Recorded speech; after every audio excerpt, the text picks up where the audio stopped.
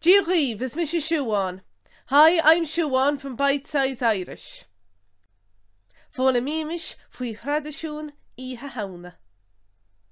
Let's learn about Halloween traditions. Kel-oor-tur Oíche Shamhna an gcéad lá de bhí na sow-na. Sé an chéad lá de ghev-reh. Is féile ársa Gheelach Oíche Shamhna.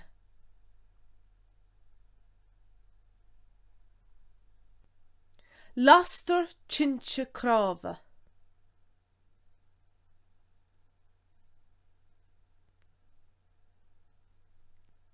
Ichindíní barín brec agus sow-na.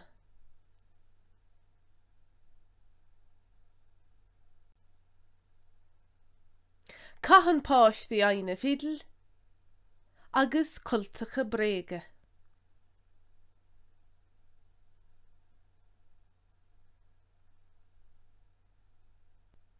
Sníonn teaghlaigh pumpkíní agus turnipaí.